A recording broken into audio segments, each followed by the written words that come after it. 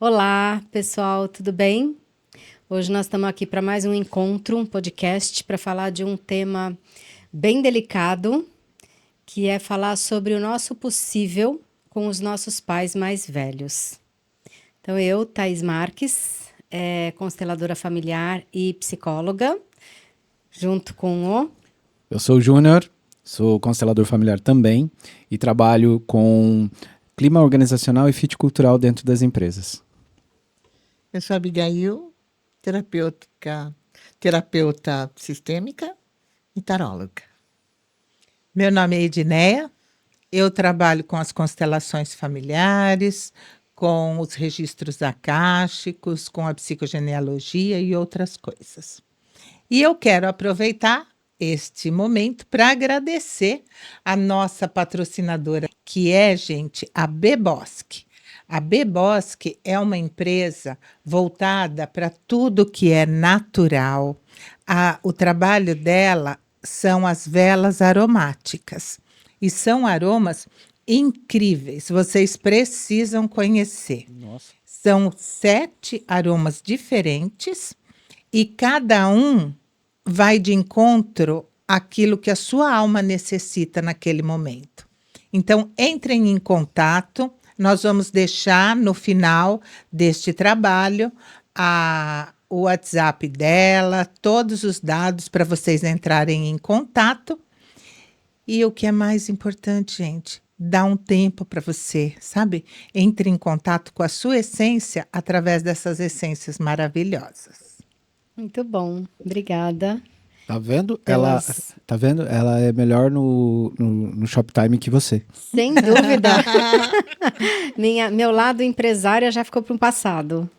Agora meu negócio é outro. Mas vamos lá, vamos falar um pouquinho sobre esse tema delicado, né?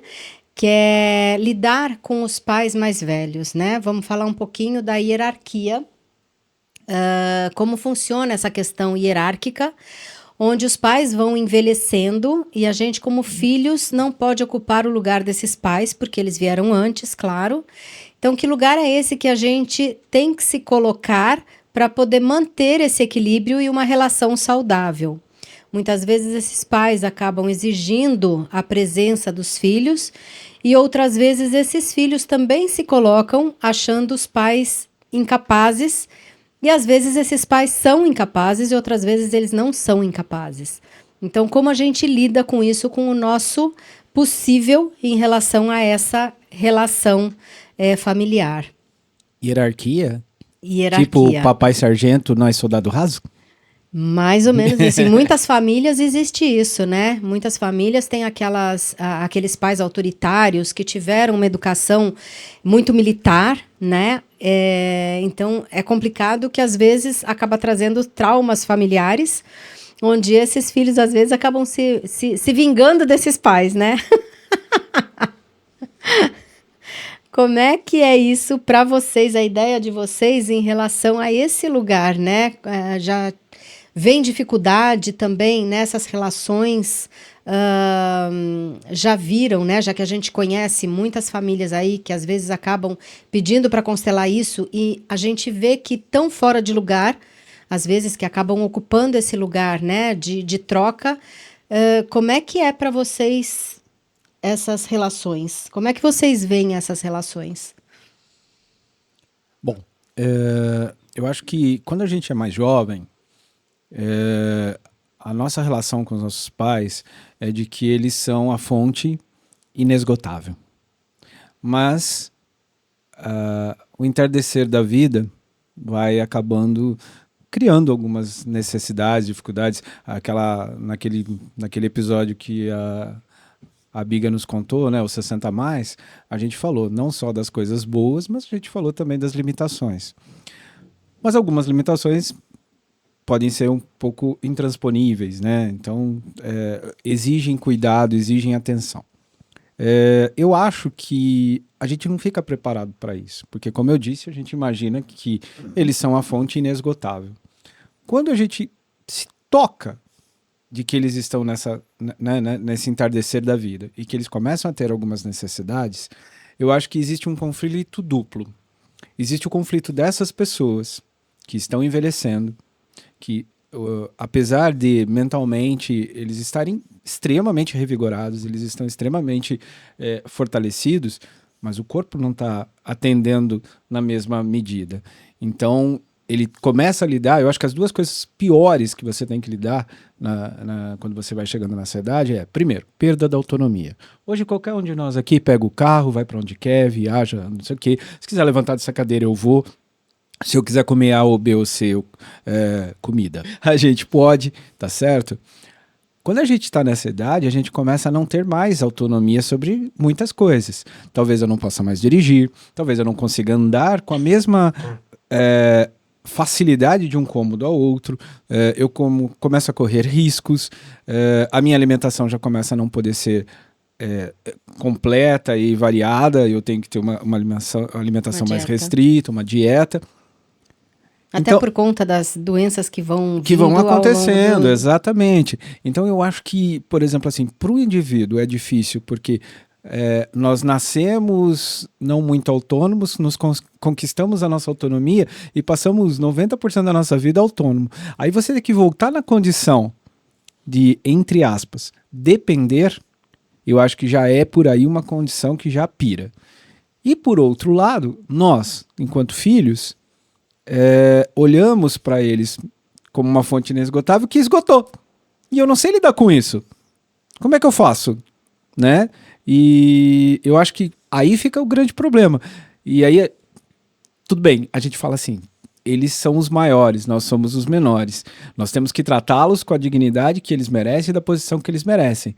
Mas como é que eu vou fazer isso sem, entre aspas, ter que mandar, faz isso, não faz isso, tá sendo teimoso?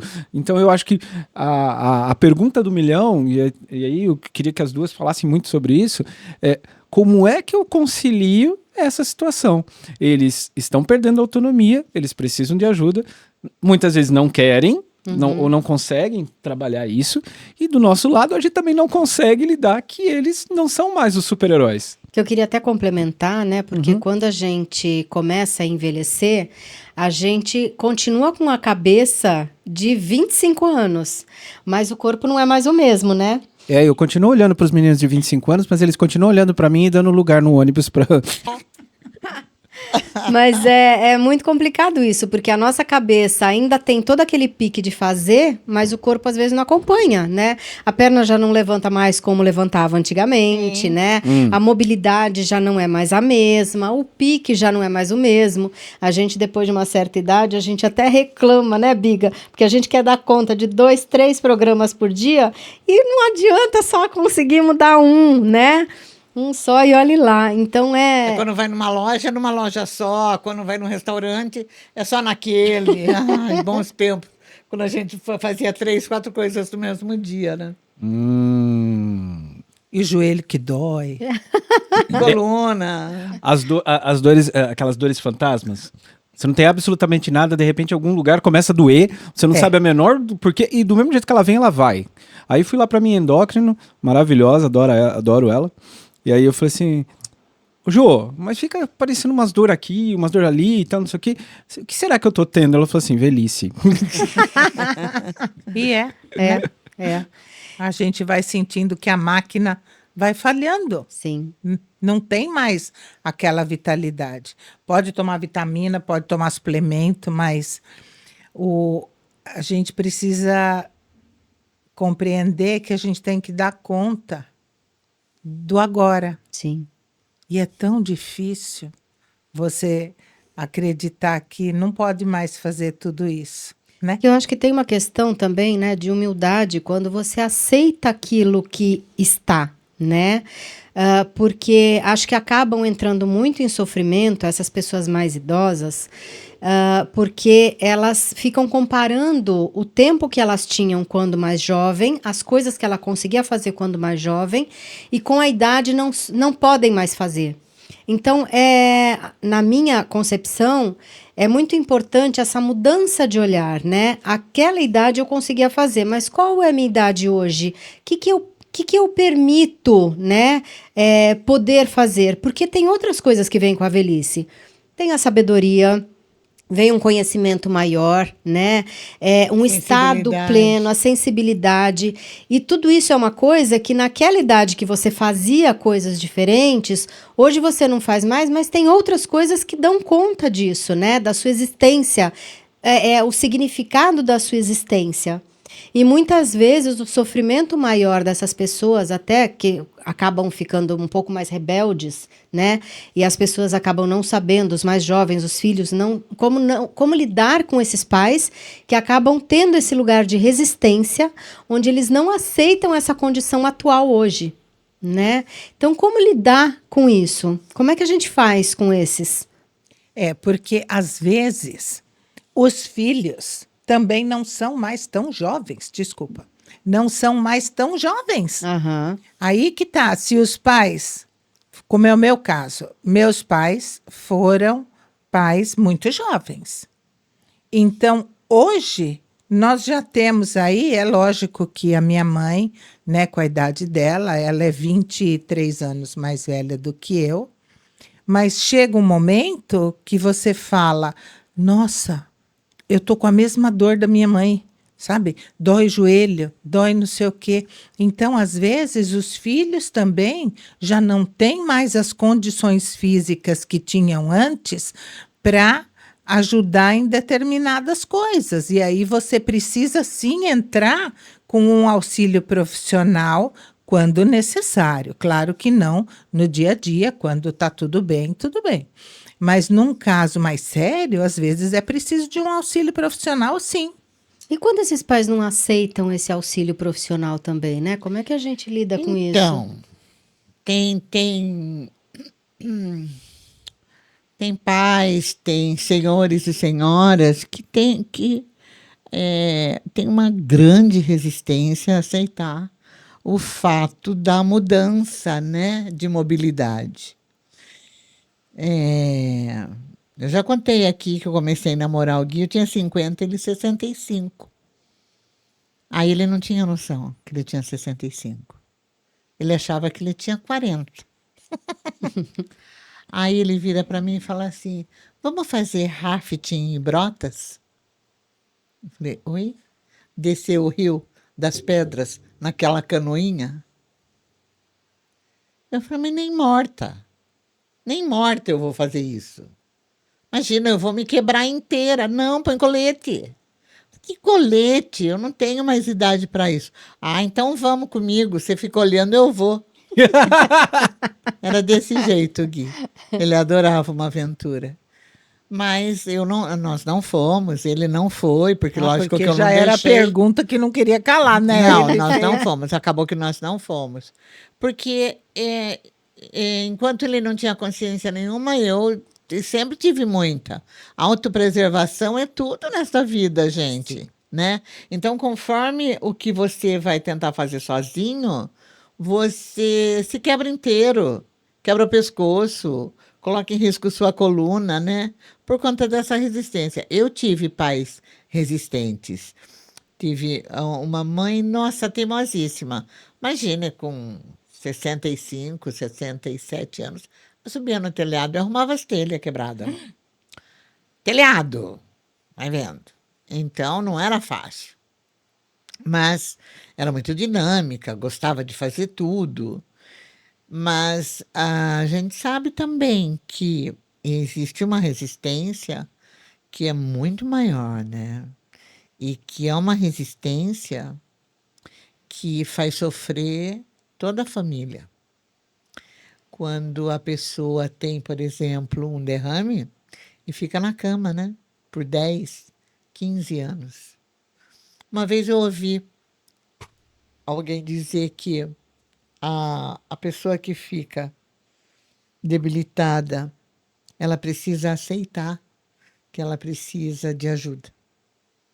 Quando você abre o seu coração e entende que você pode aceitar aquilo como sua vida agora, né? A situação muda como que milagre, né? Não que cure, mas às vezes desencarna bem, né? Desencarna feliz por ter aceitado. Agora,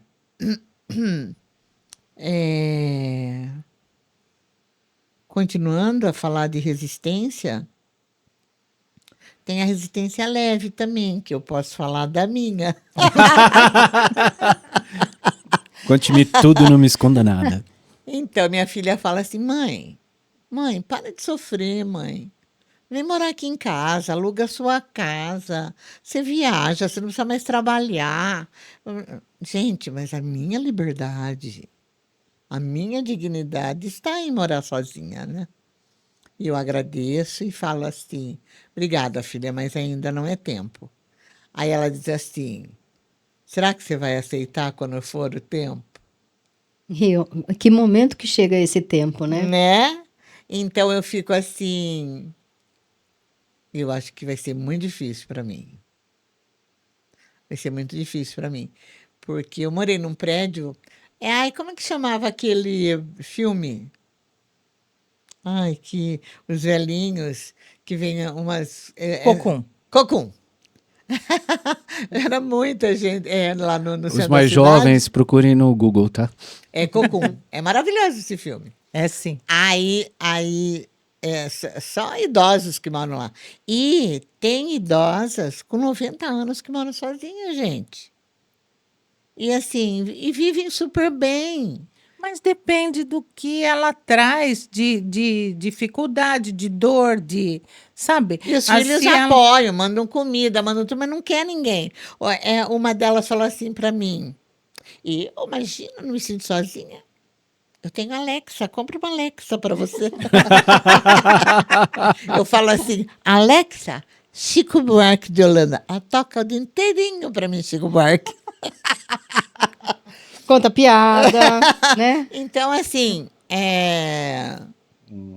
a resistência, né? Porque são os resistentes que morrem sozinhos, né? Mas é tanta coisa envolvida, sabe?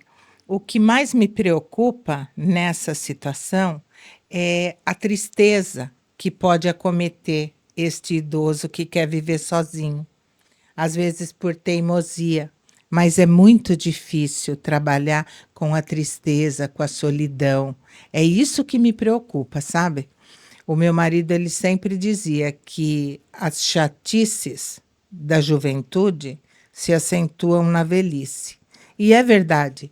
Às vezes a pessoa ela sabe como ela é e conforme e todo mundo percebe. Conforme essa pessoa vai ficando mais velha, isso vai se Vai acentuando. potencializando, Nossa, gente, potencializando. chega um ponto que não dá mais. Nem a pessoa se aguenta, né? É. Então, como a gente conviver com isso? Existe outra forma também, né? Desta pessoa, como você citou, que ela não quer viver com os filhos, mas nesse momento os filhos vão até os pais. Sabe? Não deixar que eles fiquem sozinhos. Ai, olha, isso eu quero dar meu testemunho, pessoal. Eu sempre fui até meus filhos. É uma prática. Tá em casa? Tô indo, né? Sempre fui. E agora... Ah, mas às vezes não tem como se locomover mais. Não, sim, mas eu tô falando que essa situação tá mudando dentro de mim. Tá. Porque eu tenho ímpeto, né? Eu não fico esperando que venha. Ai, tô com saudade das netas, vou. Tô com saudade do filho, vou. Tô com saudade da nora, vou. E assim é. Mas agora eu tenho tido assim uma vontadinha de que eles venham, sabe? É tão prazeroso quando eles estão em casa. É tão bom quando a gente está junto, né? Conversando sobre o que está acontecendo na vida de cada um. Mas eu acho também, Biga, que isso é uma construção que a família faz, né? Porque você ensinou eles a vida inteira a ter essa relação onde vocês iam, você ia até eles, e a hora que você parar de ir, provavelmente eles vão começar a fazer esse movimento, quando você dá espaço para eles irem até você, né? Porque quando a gente acostuma no sentido contrário, que aí eu acho que vem É esse difícil problema fazer dessa o relação. movimento, né? É difícil você fazer o movimento, porque você acaba entendendo que o movimento do outro também, às vezes, é uma distância. Então, quando você fala, e os filhos têm que ir lá ver os pais, às vezes os pais não gostam também, eles querem ficar no espaço deles. E aí, que é o difícil Não, da eu falo relação. só de visitar, não falo de... Não, sim, de visitar, eu entendi isso de visitar. Mas, assim, né? Você sair do seu lugar também para ir visitar, às vezes eles também estão no momento deles, no espaço deles, e que para eles isso é incômodo. Então, como você, nessa relação, que aí vem até o tema, nessa coisa, eu faço o meu possível também, porque eu vou até onde tem o meu limite, né? Aonde eu me sinto bem-vinda também. Porque essa relação, às vezes, é uma relação problemática, é uma relação tóxica, e aí você também se resguarda. Não é porque meus pais estão velhos também, eu faço esse movimento por eles. Tá, mas até que ponto eu me machuco para fazer essa relação até eles? Eu acho que esse tema para mim, né, quando a gente trouxe esse tema para a gente conversar aqui, ele é muito sensível para mim, né? Em que sentido? Porque eu estou vivendo, como nós quatro, né? Eu estou vivendo esse processo de envelhecimento, eu estou vivendo esse processo de estar descolando daquela, vamos dizer assim, daquela faixa etária com a qual eu me relaciono, porque agora está muito distante, né? Você conseguia, vamos dizer assim, se relacionar ali na faixa dos 30 a mais, dos 40 a mais, mas dos 50 a mais já fica mais difícil. Você está com 30 anos de diferença, né? Você está falando de mais de uma geração. Então, a linguagem não é a mesma, valores não são os mesmos, enfim, tudo é diferente, né? Então, esse medo de começar a ficar de lado, de você ficar, né? E aí ao mesmo tempo vão acontecendo os problemas físicos, tem algumas coisas que você tem que olhar que antes você não precisava.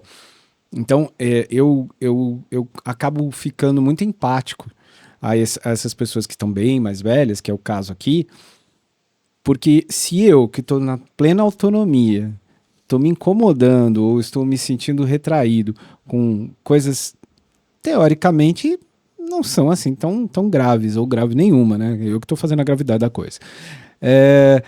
Imagino eles que têm problemas concretos, que é do tipo, beleza, não consegue mais se locomover porque perdeu todo o tônus do corpo e daí não tem mais jeito. Ou não consegue andar porque a respiração não permite. Ou começa a entrar assim, uma coisa que eu acho muito triste, o processo de senilidade, porque você esquece quem você é. Você esquece as pessoas que você ama. Então você. Mas será que um dia ele já soube quem ele era? Bom, aí você vai entrar aí você vai entrar na linha da psicologia. Mas concordo com você. Mas e a Biga falou uma coisa que é verdade. Uma vez eu falei assim, né, na situação ali com minha avó, né? Aí as pessoas quando ficam velhas ficam chatas, ficam rabugentas, não sei o quê. Aí a minha psiquiatra disse assim, não ficam, sempre foram. É que agora ela se permite não ter o filtro.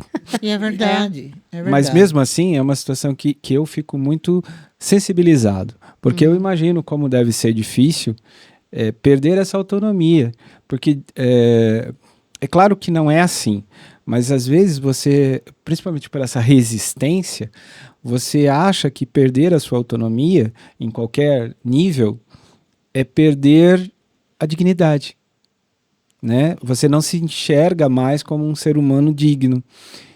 E do lado do filho também, eu entendo que a gente normalmente na fase que os pais começam a entrar nesse estágio, às vezes o auge da vida do filho. Claro, como você falou, aqueles que já estão encaminhados, resolvidos e tal, mas tem a grande maioria às vezes está naquela fase auge, aquela fase que está tendo que trazer o seu melhor. E aí começa a olhar isso como não sei se a palavra é empecilho, porque eu acho que isso é muito forte, mas começa... Isso. Oi?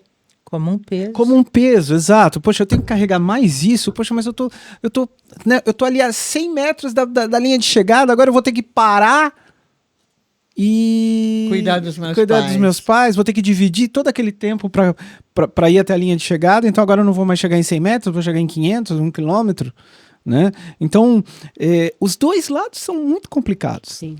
Né? Mas a gente não pode esquecer que esses filhos, eles cresceram, eles têm sua vida profissional, sua vida afetiva, eles têm tudo, porque estes mesmos pais que estão velhos, necessitando de cuidados, foram os que proporcionaram que eles chegassem lá. Então, onde é que fica a gratidão aí? Onde é que fica a lei do dar e receber? Onde é que fica essa troca? Porque os pais, eles abrem mão de tudo na vida, a grande maioria dos pais, pelos filhos quando pequenos. Gente, filho pequeno é uma delícia. Filho adolescente fica mais complicado, porque é muito bom, é prazeroso observar as conquistas, o que eles aprenderam e tal, mas a mãe e o pai, eles ficam muito preocupados porque é uma idade muito mais perigosa, né? Aí esses filhos vão para a vida, poxa vida, esses pais fazem de tudo, eles acompanham esse crescimento, proporcionam e acompanham esse deslanchar profissional. E o tempo vai passando. Sustentam muitas vezes Pois para que ele possa crescer. Isso. Então eu te dou esse suporte, né? Isso. Seja financeiro, mobiliário, enfim, qualquer. E aí chega um momento que o pai precisa e ele passa a ser um peso, porque o filho está a 50 metros da linha de chegada. Isso é triste demais observar isso, porque Concordo. a gente precisa estar com nossos pais por amor, Perfeito. por gratidão, não por obrigação. Sim. E feliz, eu falo isso na minha casa, feliz daquele que assiste seu pai e sua mãe nas necessidades deles. Porque um dia eles vão partir, não é em todo caso, mas o mais natural que a gente observa é que os pais vão antes que os filhos, e os filhos vão ficar tranquilos, porque fizeram o seu melhor, sabe? Eu, graças a Deus, eu tenho essa tranquilidade com meu pai, que eu amava. Eu amo meu pai profundamente, não é porque ele não está aqui. E eu fiz tudo o que eu podia, sabe? Sem exigir nada de ninguém, não esperei nada de ninguém. Eu fui com medo, porque dá um medo danado, porque você ir num médico, quando seu pai está muito doente e ouvir o que esse médico tem para falar, desestrutura, sabe? Mas te traz um conforto muito grande depois que ele foi. Porque eu fiz tudo o que eu podia. Eu me revoltei, eu passei por todo esse processo de negação, de revolta diante da doença, mas, por outro lado, eu fiz tudo o que eu podia. E isso faz a diferença. Muita diferença. E outra coisa, você está dando um livro aberto e bem escrito para os seus filhos. Porque você deu o exemplo, né? A questão do exemplo, ela é fundamental, né? Ela é fundamental. Meu pai cuidou da mãe dele. Ele, inclusive, chamava a mãe dele de mamãe. Eu achava tão lindo. Bonito mesmo. E ele cuidou. Primeiro ela cuidou dos filhos dele, daí meu pai casou de novo. E na velhice. Na minha família, assim... E olha que minha avó, ela tinha mais 3 filhas. E ela gostava de ficar com o filho. No final, ela morreu com uma filha porque ela foi lá visitar e quebrou a bacia, né? Daí, naquela época, não tinha muito o que fazer. Era a sentença de morte, quebrar a bacia. Eu cuidei do meu pai e cuidei da minha mãe, né? Minha mãe em clínica, né? Mas não adianta, é o exemplo. Quando eu falo que eu cuidei do meu pai, eu não cuidei fisicamente, assim, Eu sabe? cuidei, meu pai De teve dar Alzheimer. banho, essas coisas. Não, isso Eu não. cuidei, eu dei Eu banho, era só dei motorista comida. dele. Ele ficou, né, com aquela alimentação. Por E a sonda. Eu que trocava tudo. Não colocar a sonda, mas a medicação, né, que você tem que trocar. De 20 em 20 minutos, tem que passar água e tudo. Então, não, foi muito sofrido. Mas é como você disse. Depois que vai, você fica assim, meu Deus, eu fiz tudo, sim, e foi por amor, não foi por obrigação. É isso mesmo. E quando é por amor, não é pesado. Eu acho que uma coisa boa para a gente falar, até para as pessoas se conscientizarem desse lugar, né?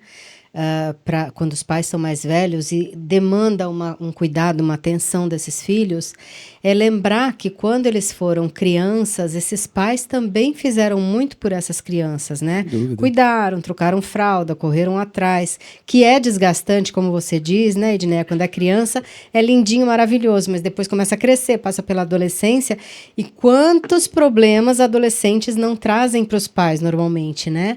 E a gente está lá demandando um cuidado, uma atenção também, às vezes a gente abre mão, mãe principalmente, hoje alguns casais modernos, até o homem troca, ele fica com as crianças e a mulher trabalha fora, né? Mas quantas das mães não abriram mão, abdicaram de uma profissão para poder cuidar desses filhos, né? Então eu acho que é um momento de troca quando esses pais necessitam de lembrar desse lugar, que um dia eles tiveram esse cuidado e agora chegou a hora deles cuidarem. Lembrando que, hierarquicamente falando, esses pais vieram antes e eles vão continuar, mesmo recebendo o cuidado desses pais, eles continuam sendo os mais velhos, né, que vieram antes, então eles têm todo o conhecimento deles, todo o aprendizado, as manias, os vícios, etc. e tal. E a gente tem que respeitar esse lugar, não tentando sair do nosso lugar e trocando com esses pais, querendo ser pais dos pais, mas sim continuar como filhos, respeitando esse lugar de que os pais são os mais velhos e mesmo que teimem ou façam alguma coisa, eles estão nesse lugar de que vieram antes, passaram muito mais coisas do que a gente na nossa idade quando a gente está cuidando e lembrar desse lugar, se mantendo nesse lugar do caso do filho, né? Então, mas muitas vezes esses pais eles tinham suas questões pessoais não resolvidas e eles também não foram, como é que eu vou dizer, tão amorosos, tão carinhosos com esses filhos. E isso faz diferença nesse momento desse retorno. E feliz daquele que consegue cuidar do seu pai e da sua mãe com amor, mesmo que não tenha recebido tanto assim. Sim. Porque ele está ali, ele deve estar resgatando algo muito grande. Equilibrando, né, todo o sistema familiar. E ele traz realmente um equilíbrio para uma situação que você não sabe o que veio antes. Sim. Essa mãe e esse pai, eles podem ter sido ausentes, eles podem não ter dado o amor que aquele filho acha que merece, Esperava, né? esperava mesmo, porque ele também não recebeu. Sim. E ele não conhecia isso. E aproveitando esse gancho, Edneia, até falar, né, do honrar, porque muitas vezes a gente fala honrar pai, honrar mãe e tal, e a gente não sabe, mas honrar o que é? Honrar é eu tenho que aceitar tudo que meus pais fizeram ou fazem, né? Então, deixar claro para as pessoas o que é honrar os pais, né? É olhar para esses pais aceitando o que eles foram, da forma que foram. Não tem como a gente mudar os nossos pais, porque mudança é interna, cada um muda no seu momento, na sua necessidade. Então tem pais, ainda mais os nossos pais que são de uma geração passada, que não olhavam o tratamento terapêutico com bons olhos, né? Psicologia mesmo, antes era para louco, todo mundo falava e hoje até muita gente carrega isso. Então esses pais, para fazer esse movimento para ir até um profissional, para eles é muito difícil. Então, a gente está tendo a oportunidade de fazer essa cura nossa para os nossos descendentes, né? Abrindo caminho de cura para os nossos descendentes. Mas esses pais, é olhar, honrar eles, é o quê? Aceitar o que eles foram, do jeito que foram, da forma que foram, e é o que é e ponto, né? Não quero mudar mais meu pai.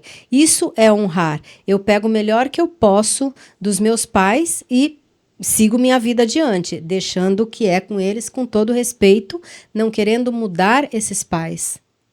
Nessas famílias que se separam, o pai e a mãe se separam, e o filho ou fica com a mãe ou fica com o pai, e cria esse déficit da outra parte.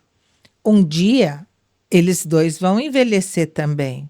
E para esse filho, quando ele tiver que olhar para a necessidade, vamos supor, do pai que foi embora e não deu assistência, não ajudou, sabe, que nem ligou para esse filho, se um dia ele puder auxiliar esse pai num momento de necessidade, ele vai curar tanto dentro dele, mas tanto.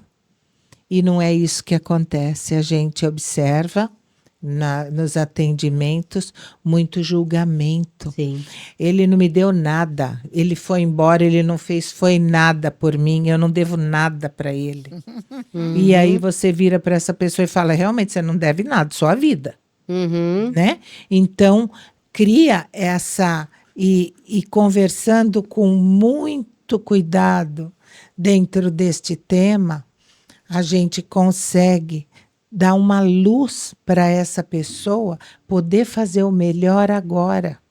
Talvez esse pai que foi embora, ele não tinha condições de permanecer. Não dava mesmo para ele permanecer. E quando ele recebe o cuidado necessário, ele se dá conta disso e transborda de amor para esse filho, porque esse é o momento que ele está pronto para fazer isso. Sim. O julgamento é o que vai detonar de vez essa situação. Quando poderia, neste momento, dar o seu melhor e assistir essa pessoa. Porque né? não tem a ver com o outro, né? Tem a ver comigo. O que eu tenho para dar nesse momento e o que eu posso fazer de melhor para o outro, né? Mas não para o outro, para mim na realidade, né? Como eu vou me sentir fazendo o que eu faço. Não interessa o que recebeu ou o que não recebeu desses pais, né? Sem ficar nesse julgamento. Mas como eu me sinto em ajudar um próximo, eu ajudaria uma outra pessoa qualquer, né? Então por que não dar para esse pai? Ou para essa mãe? Será que ele olhou para essa criança ferida? Porque aí é a criança ferida que não permite o retorno. Eu acho que é um duelo de arrogâncias, né?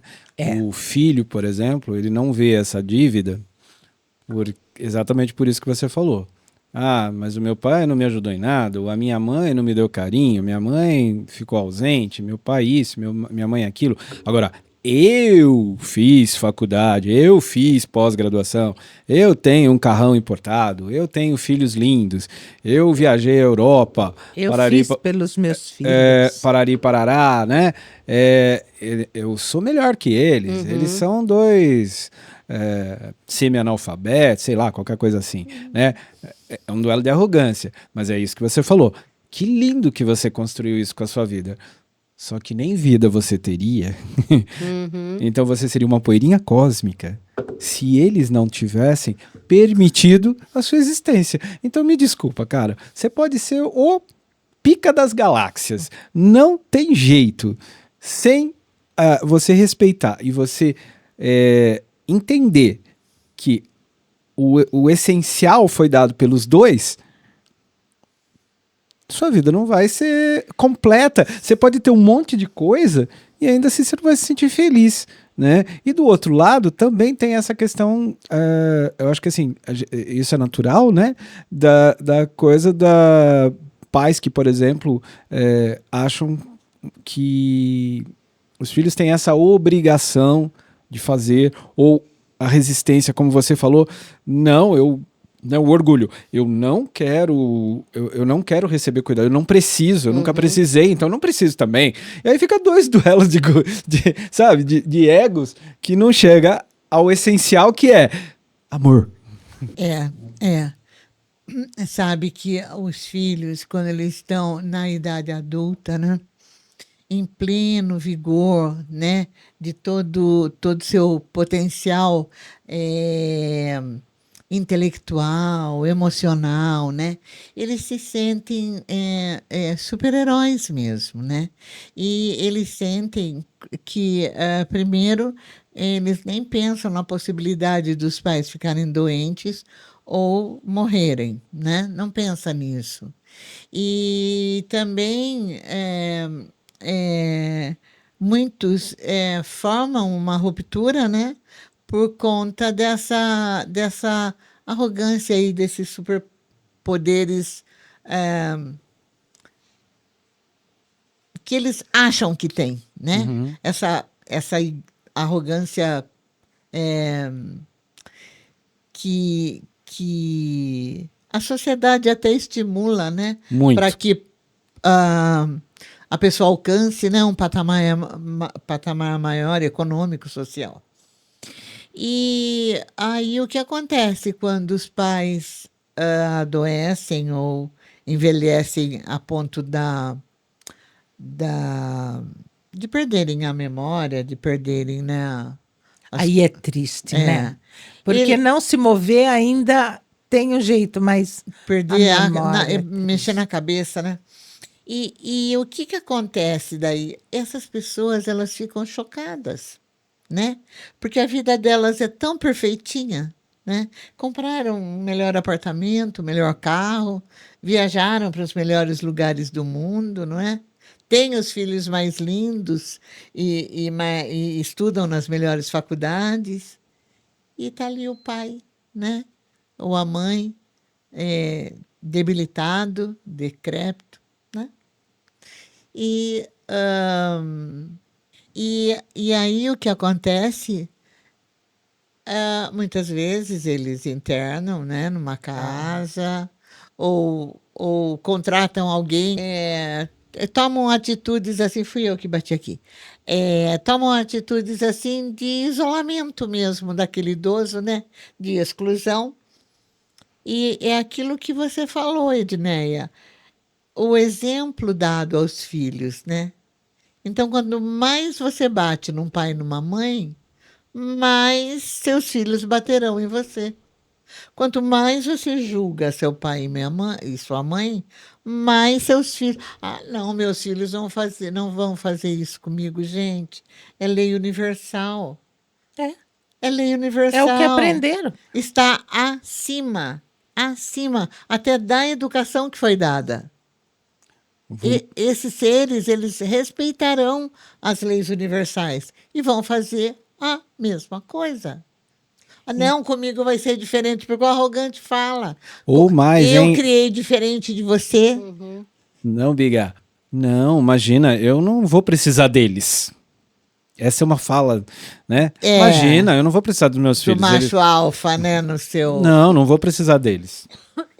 É. O que eu ia falar aquela hora é a dor do filho de não ser mais reconhecido pelo pai ou pela mãe. Gente. Eu vivi isso, né? Que meu pai teve Alzheimer. Eu não dou conta disso. Preciso trabalhar isso, porque era não muito, vou dar conta. Olha, eu levava pelo lado do humor, né? Porque meu pai morreu já faz a conta aí, 2007, 13, 17 anos.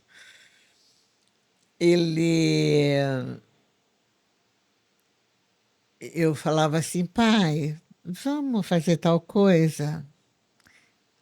Olha, eu queria falar para a senhora que eu queria que a senhora chamasse minha filha Abigail. Pai, sou eu, pai. Ah, sai pra lá. Minha filha é tão bonita e mocinha. Ele falava, imagina que você é Abigail. Minha filha é tão bonita e mocinha. Era uma graça. Eu não achava ruim, Edneia. A memória que ele tinha de você era essa, né? Mas ele bem sabia isso. que existia uma Abigail e lembrava dela como mocinha. Sim. Mas tem casos que ele fala, eu não tenho filho. Não, mas assim, os netos, os bisnetos, apagou tudo da cabeça dele. Só tinha eu porque eu cuidava, né? Então, acho que por isso. Minha mãe ajudava, mas quando ele morreu, eles já eram separados. Ela me ajudava porque ela tinha dó de mim, né? Porque era muito puxado. Mas aconteceram situações hilárias com ele, né? Muita coisa. Aí ele acordava de madrugada e ficava batendo a bengala no chão da cozinha, no ladrilho. Parecia um sino de catedral, né? Plém, plém, plém. Minha mãe ficava louca da vida, acordava. Zé, com a mãozinha na cintura. Zé, o que você está fazendo de pé? Por que você está de pé, homem de Deus? Porque tenho 2 pernas. Já sabemos de onde ela herdou, né? Ai, era muito engraçado. Eu falei, mãe, vai dormir. Eu ponho ele na cama, mas eu ia rindo. Por quê? Meu pai, ele foi um homem bom. Ele perdeu a memória com Alzheimer, mas ele continuou bom. Então, ele envelheceu bem. Ele não reclamava Ai, que de bom. nada, nada. Muito ao contrário, até ainda tentava brincar, né? Com as dificuldades que ele tinha. Então, era difícil por ver o sofrimento, mas não era difícil no sentido de agressão, essas coisas, não. E nem minha mãe. Minha mãe ficou na cadeira de rodas no final, mas ela também era muito engraçada, minha mãe. A gente saía de final de semana, ela botava terror, porque ela ficou numa clínica de repouso 3 anos. Mas ela saía final de semana, a gente ficava com ela. E daí, O Romeu tá beijando o pé da Edneia. Ele não desiste. ele não existe, ele não desiste. Aí, gente, eu passava final de semana assim com ela, né? E ficava vendo os restaurantes pra gente comer no outro final de semana, né? Aí nós passamos em frente a um hospital, um restaurante todo vermelho, bonito, né? E eu falei assim, mãe, vamos ver aqui a semana que vem, olha, tem acesso à cadeira de rodas, super legal, vamos? Ela disse, vamos, pelo menos cabelo a gente não vai achar na comida. Eu olhei o nome, Restaurante do Careca.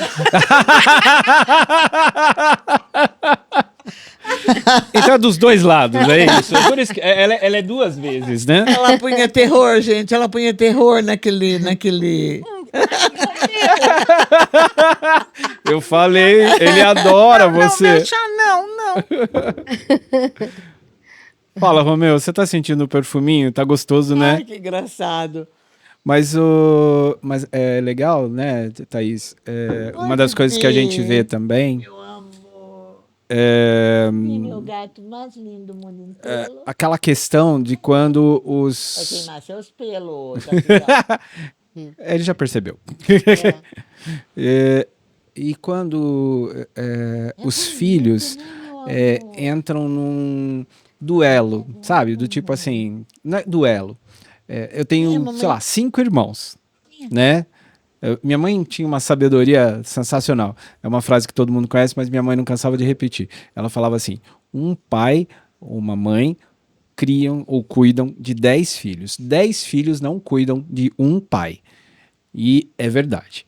E o que eu ia comentar, assim, uma situação que eu acho que é muito comum das pessoas que estão nos assistindo é quando são vários irmãos, os pais adoecem ou necessitam de cuidados especiais, quer seja uma coisa simples como ficar levando ao médico, levando ao exame, a fisioterapia, alguma coisa assim, ou às vezes casa mesmo, trocar fralda, enfim, essas coisas.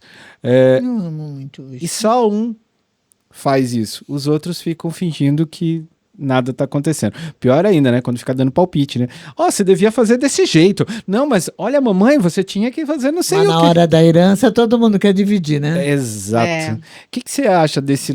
Por que será que um filho acaba fazendo esse papel, e como é que os outros ficam, assim, alienados? Quer dizer, o que é isso? Então, mais uma vez eu vou falar, né? Cada filho é único, cada um vai fazer a leitura daquilo para sua vida e como cada um vai ver esse pai. Primeiro, aquele que não cuida, que não quer saber, que não nada, provavelmente ele vai ter milhões de queixas desses pais. Então, ele rompeu esse vínculo com o pai, ele acha, na realidade, eu acho que eles acham que rompem o vínculo, né, a hora que eles se distanciam e não querem mais cuidar. Isso daí é uma coisa individual mesmo, onde cada um, dentro do seu processo, também querendo resolver essa questão, né? O que me distancia dos meus pais. Mas como isso é muito difícil da pessoa ter um trabalho para fazer isso, para resolver, acaba entrando nesses conflitos, né? O que você quer fazer? Como a Biga falou, na hora de herança todo mundo briga, mas na hora do cuidado ninguém quer essa responsabilidade, né? Quais são as prioridades que ele coloca? Então, sempre aquele que... como é que eu posso falar? Eu não quero julgar esse lugar do filho que cuida, mas de repente é o que se sente mais preenchido, talvez, que às vezes possa fazer por esses pais. Eu nunca vivi isso, né? Meus pais são vivos, têm uma autonomia tremenda até hoje. Tanto eu com a minha irmã, só somos nós duas, então a gente se divide bem para fazer as coisas quando eles precisam. Eles foram para uma rave lá em Marrakech, mas tá tudo certo. Pois é, mas então eu não saberia dar como exemplo meu o que eu vivi, né? Ou o que eu vivo, mas eu vejo dentro dos pacientes muitas reclamações disso.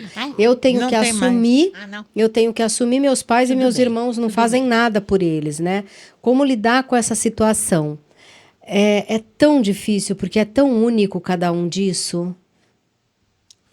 Foi num tempo atrás que a gente falou, acho que foi, não sei qual de vocês falou, num dos episódios anteriores, que o pai é diferente para cada filho.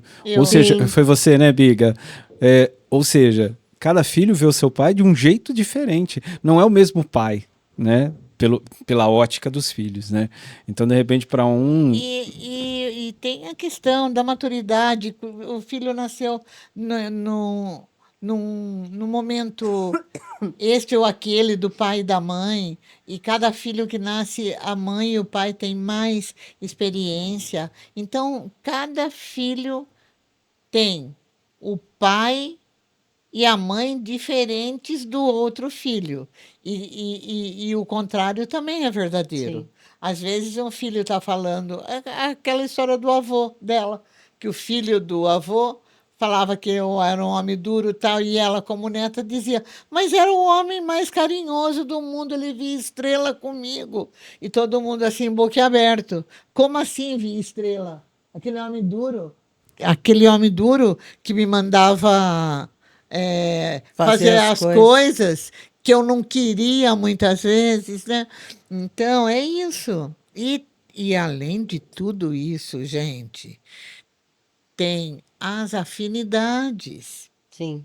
As afinidades emocionais, as afinidades espirituais, né? Então, às vezes, nasce alguém na família que é muito fácil. E, às vezes, nasce alguém na família que é muito difícil. E se não nasce, chega. E tá tudo bem também, né? Chega, vem adotado, vem como sobrinho e você Às que vezes tem até que como cuidar. cunhado. Vem Aliás, como é verdade, eu ia Vem. falar, conheço muita cunhada que cuida da sogra ou do... Eu sim. também. Ou do Mas sogro. tem uma coisa muito importante que a gente deixou de falar. E você falou outro dia. Cada mãe conhece bem o seu filho. Então, quando essa mãe entra nesse processo de necessidade, ela também Ela sabe com quem ela pode quem ela contar pode e contar. com quem ela não pode. Né? Ela sabe. Então, é bem isso também. Não é só o filho, é a mãe também. Todas as Sim. mães fingem que são iludidas, mas todas são muito conscientes daquilo que elas têm com relação a cada filho. Todos nós estamos neste caminho. A gente não pode esquecer isso. Sim. todos. Exatamente. Nós que temos filhos, né? Mas no caminho de envelhecer e necessitar de cuidados, estamos todos. Uhum. O importante é cuidar da sua saúde enquanto é tempo, para você ter uma qualidade de vida melhor lá na frente. Sim. E cuidar das suas emoções, que isso faz muita diferença. Sim, também. E cuidar das suas relações com esses filhos. E isso nunca é tarde, né? Não. Você pode resolver isso Até a depois que qualquer eles momento. morrerem. Exatamente. Então, mas no caso de pensando nesse dia de amanhã, Melhor cuidar agora. melhor cuidar agora. Sim. Quanto antes fizer, melhor para todo mundo. Uhum, sim. Tem uma coisa, né, Edneia, que até falando desse lugar dos filhos que acabam cobrando essa situação, né? Às vezes um se sente diferenciado porque está cuidando desses pais, os outros não cuidam e na hora da divisão da herança todos vão receber igual. Então acaba tendo até briga às vezes, não é justo que eu receba a mesma coisa que eu cuidei, eu fiz e o outro que não fez nada vai receber a mesma coisa também. Quando a gente trabalha com a consciência maior, né, e com os pensamentos sistêmicos e também com tudo que engloba essa energia, eu acho que nada acontece à toa, né? E aquilo, as leis universais, né? O que eu vou fazer, o que eu vou plantar, eu vou colher. Então, mesmo que esse irmão não esteja fazendo nada por esses pais, em algum momento, mesmo que ele receba essa herança, a herança do mesmo jeito que pode entrar, ela pode sair. E esse irmão, às mas vezes... o Bert falava isso, né? Ele não vai ter nada, sendo que aquele irmão que fez e recebeu... A herança é um dinheiro que você recebe sem esforço. Mas eu achei interessante a sua colocação agora, porque outro dia, conversando eu, minha mãe e minha irmã, e eu não sei o que foi que a minha mãe falou, que para ela estava muito bom. A situação que estávamos conversando, que eu já esqueci qual era, que estava tudo muito bom. Aí ela olhou para nós e falou assim, eu acho que eu soube plantar, né?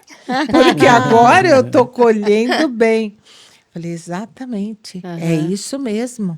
Porque eu tive o acompanhamento de uma médica, que eu adoro ela, e ela dizia, quem planta jaca não colhe manga. Acabou. Olha. Então, parece tão sem sentido isso, mas Mas é você verdade. vai colher o que você plantou. Exatamente. Exatamente. E as pessoas, não é porque elas são idosas, mas elas sabem muito bem o que fizeram. Sim. O final é sempre muito difícil. Muito difícil. Porque,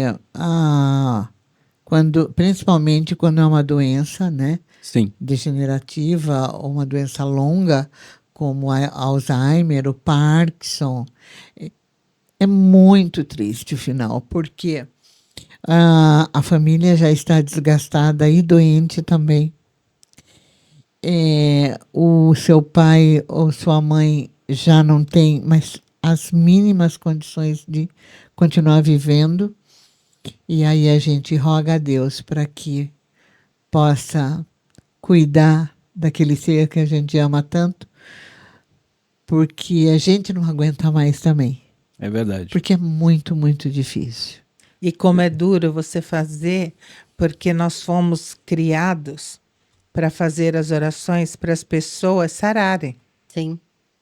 Mas chega um momento que você ora desesperadamente para que aquela pessoa não sofra. Para de sofrer. Eu nunca verbalizei que eu queria o fim. Não, porque eu ainda acreditava, porque o filho, pelo menos eu nunca perdi a esperança, mesmo eu tive na pior eu das tive situações. convicção que meu pai já não estava mais ali. né? Aí é duro. É. Mas aí você fala, meu Deus, não permita que ele sofra. O resto da frase Sim. nunca tive coragem de verbalizar. E nem de pensar nisso. E faz muito Mas- tempo, sabe, Edneia? Eu aprendi que a morte também é cura. A morte também é cura para todo mundo. Dependendo todos. da situação, ela é uma cura para todos. Por isso que eu falo, feliz daquele que é capaz de auxiliar, de ser prestativo, de ser presente na vida dos seus pais enquanto é tempo. E o irmão, você falou uma coisa que eu pensei e acabou passando. Feliz daquele irmão que permite que os outros irmãos também o façam. Sim, Porque tem um tipo de irmão que que monopoliza, né? monopoliza. Por um lado, ele está com o saco cheio de pedir ajuda e cada um ter o seu compromisso e ninguém poder ajudar, ninguém poder fazer nada, Sim. seja financeiramente ou fisicamente mesmo.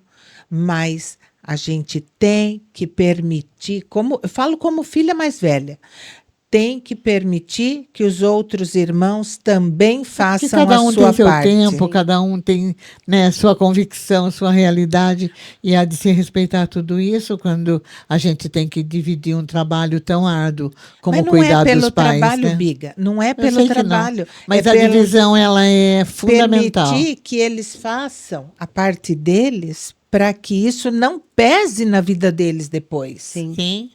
Muito bom. É isso aí. Muito obrigada por mais esse episódio e até o próximo. Muito Obrigada a obrigada. todos. Tchau, gente. Até Obrigado. mais. Tchau. E aí, tá gostando do nosso canal? Curtiu o episódio? Então não vai se esquecer de se inscrever, curtir, comentar e compartilhar. E para que você saiba de novos episódios, ativa o sininho.